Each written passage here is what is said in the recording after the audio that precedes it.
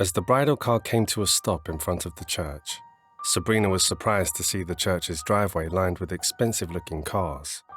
She studied the church's structure carefully to make sure that she was in the right place. And she was.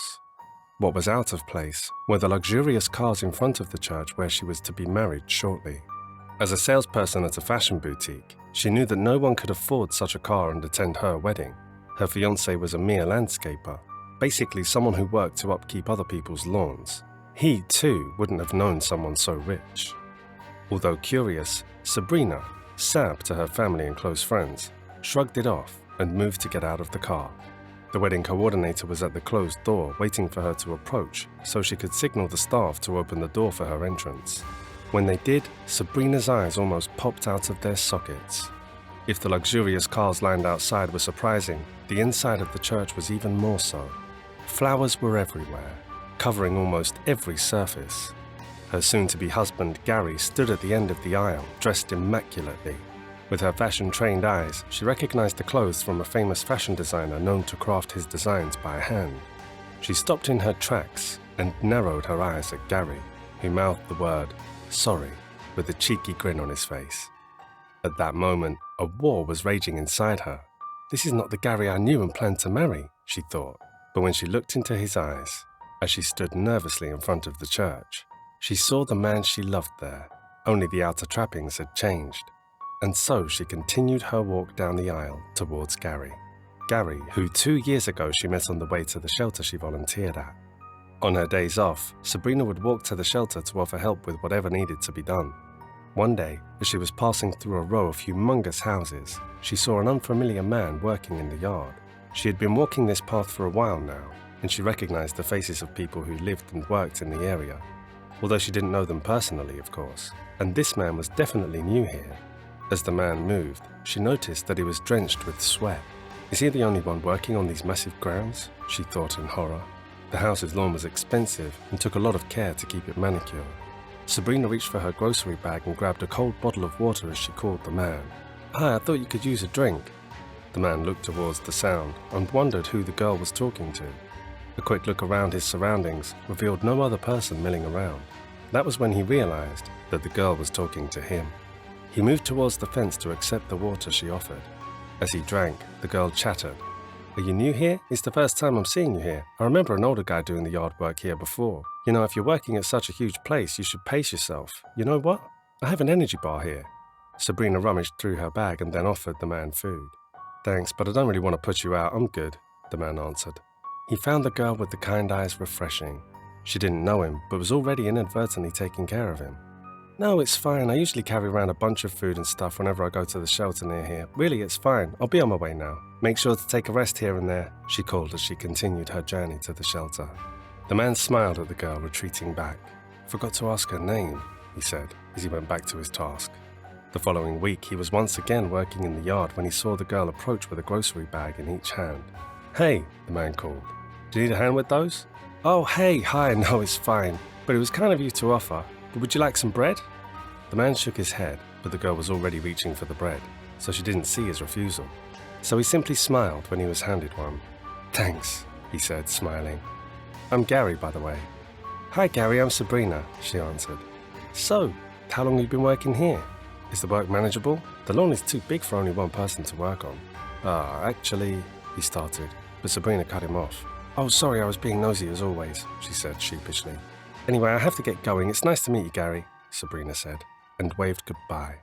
In the following weeks, the two settled into a comfortable routine. Sabrina would stop by the house where Gary was doing yard work and chat for a little while. Then they continued with their respective days. 2 months later, Gary had been checking on his watch every 5 minutes, wondering why Sabrina hadn't passed by the house yet. An hour passed, and then 2. No Sabrina came. Gary stared into the distance. It was the first time Sabrina failed to walk the path towards the shelter. Worried, but with no means to check on her, Gary went inside the house. The following week, he stood on the fence and waited for Sabrina. A few minutes later, the girl came to his view. He smiled when he saw Sabrina struggling to hold the bags in her hands. Gary moved away from the fence and went out the gate. "Hey," he greeted. "Here, let me get this," he said, and he plucked off a couple of bags from Sabrina's grip. "Thanks, but I don't want to keep you from work. The owners might scold you," she said out of breath. Nah, it's fine. I finished early and they told me I could go as soon as I'm done, Gary answered. The two continued to walk the path towards the shelter. Last week, he began, unsure of how he should bring it up. Sabrina answered absently. I didn't see you last week. Oh, that! Yeah, I was sick with the flu. That's why I'm bringing more food to the shelter this week, to make up for my absence last time. Oh, he answered, and breathed in before he blurted out. Would you like to hang out, the next time you're off work? Sure, she answered without hesitation. Gary smiled constantly as they walked in comfortable silence. And so the following week, Gary once again walked Sabrina to the shelter, and they went to eat afterwards. This happened a couple more times in the succeeding weeks until they were seeing each other more than once a week.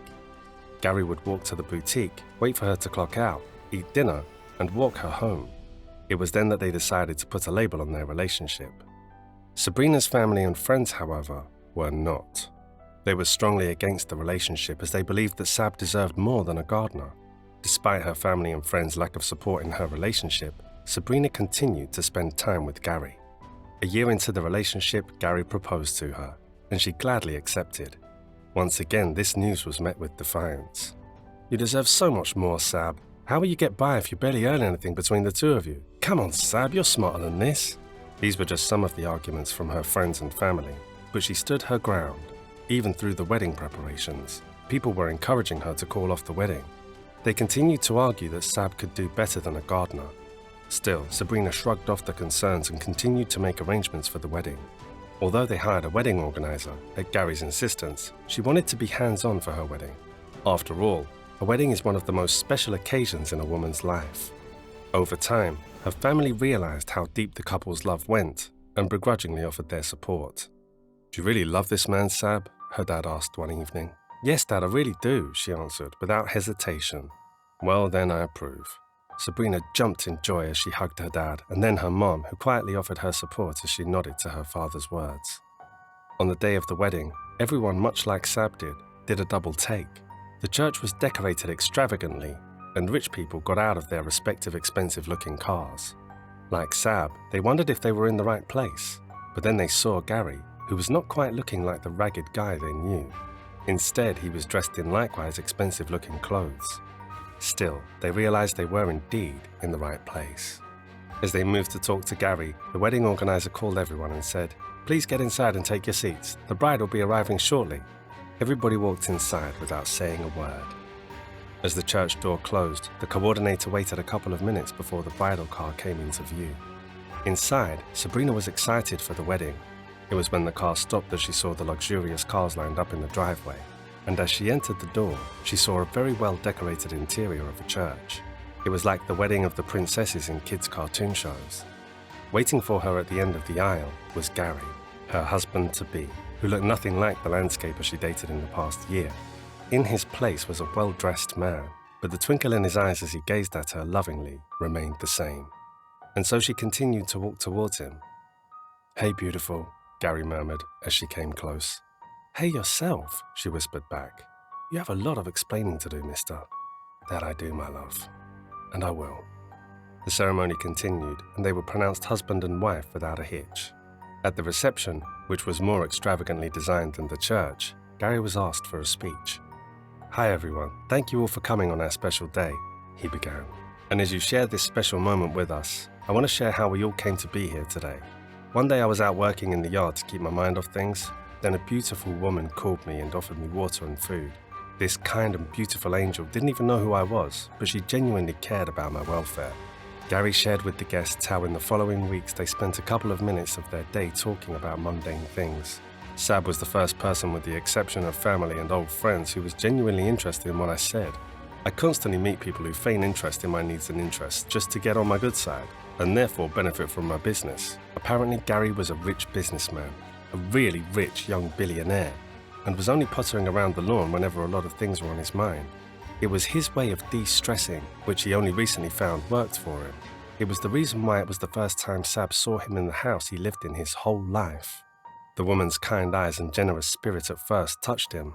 When she first made the assumption that he was employed at the house, he wasn't able to correct her, as she sprinted away. Then, when he began to actually like the short time they hung out once a week, he realized that he was falling for the girl. But since he wanted her to know him, the real him, and not see him as the playboy billionaire the media portrayed him to be, he never brought up the topic. It didn't take long for him to realize that Sabrina was the one he wanted to spend the rest of his life with. I love you for who you are, and I love you even more for loving me, even if you thought I was a mere landscaper. Gary finished his speech and looked at his new wife lovingly. I love you too, Sab mouthed. Her father then stood for a toast. We always marveled at what a great person our daughter has become, and as Gary mentioned, she has always been kind-hearted and generous to everyone she meets. I just want to say that the world is a better place with you in it, and let us all strive to be like her. Congratulations to my beautiful daughter and my new son, Gary. To the happy couple, he said as he raised his glass for a toast. As the reception progressed, Sabrina's family and friends approached Gary and apologized for their initial bias against him. It's fine, don't worry. I appreciate that you were looking out for her welfare, and I'm glad she has a lot of people looking out for her, he answered. Thank you for understanding, son, Sabrina's father said. More of her friends and family members who had initially been against the union approached to offer their apology and congratulations. Later, as the festivities began to die down, Gary and Sab were dancing on the middle of the dance floor. I love you, my wife, Gary said. I love you, billionaire husband, Sab answered, and they both laughed.